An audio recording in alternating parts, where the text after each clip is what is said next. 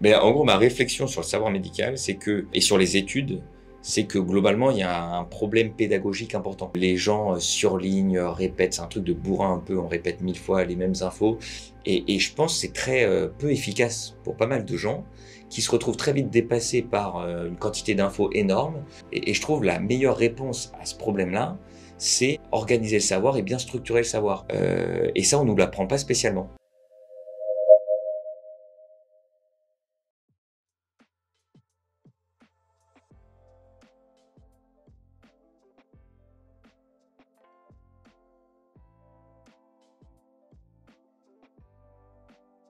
Personnellement, j'étais en révision de dernière année en D4.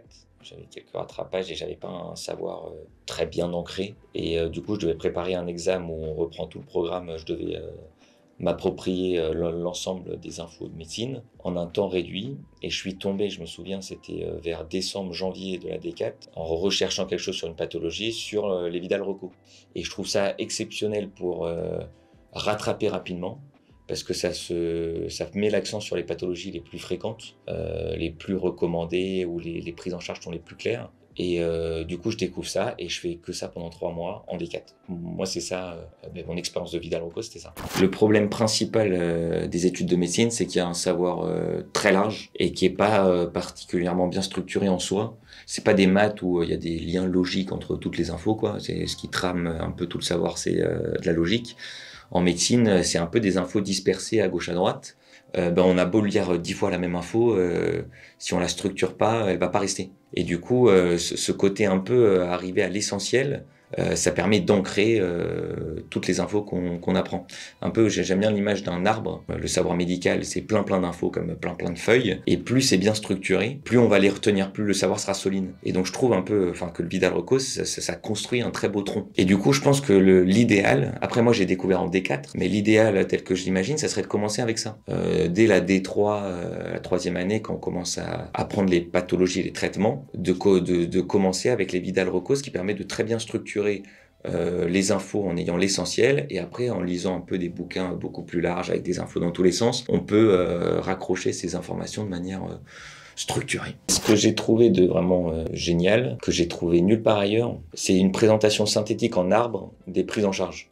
Et en fait, toute la médecine, c'est des arbres de prise en charge où on fait le diagnostic, on a un premier traitement, en fonction de la réponse, on a différentes attitudes. Et en fait, savoir traiter les gens, c'est connaître ces tableaux de prise en charge. Et il y a d'autres éditions qui font des tableaux un peu dans tous les sens, parce que j'ai beaucoup aimé, c'est le côté très régulier.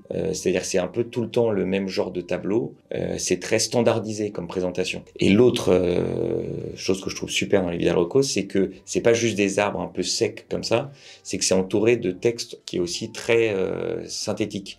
Petite présentation de la maladie, un peu de développement de prise en charge des cas particuliers. Et du coup, il y a un texte comme ça très synthétique qui accompagne le tableau, qui rend la chose très digeste, quoi.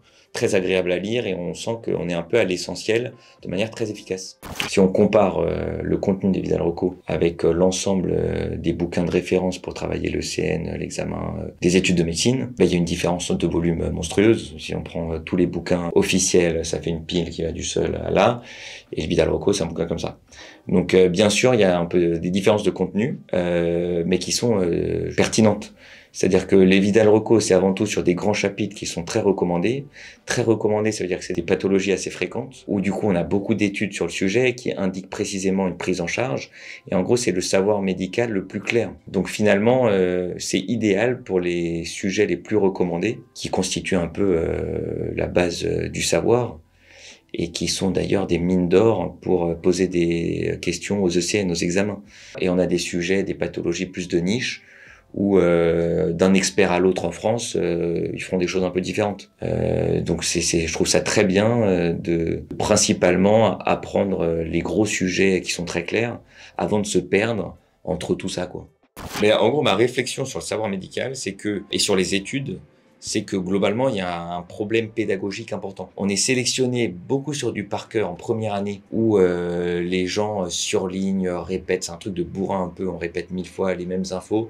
Ce qui se dit classiquement quand même, petite blague là-dessus, c'est on pourrait vous faire apprendre l'annuaire, ça serait pareil, l'idée c'est juste sélectionner. Et du coup après, on n'a pas non plus de cours pour apprendre à apprendre ou de stratégie de rapport à tout le savoir médical, comment faire. Et il y en a beaucoup qui continuent un peu une méthode bourrin de juste surligner. Il y a des bouquins qui sont des sapins de Noël. Et il y a ce côté un peu rabâché. Et je pense que c'est très peu efficace pour pas mal de gens qui se retrouvent très vite dépassés par une quantité d'infos énorme. Du coup, ils relisent aussitôt, ils oublient un mois après. C'est hyper anxiogène et ils savent pas vraiment comment faire. Et je trouve la meilleure réponse à ce problème-là, c'est organiser le savoir et bien structurer le savoir. Et ça, on nous l'apprend pas spécialement. Et je trouve que Vidal Rocco, c'est une super manière de structurer le savoir pour pas avoir le sentiment d'être perdu et de nager dans un savoir un peu infini où on va d'un côté, on oublie l'autre côté et après on ne sait plus quoi faire.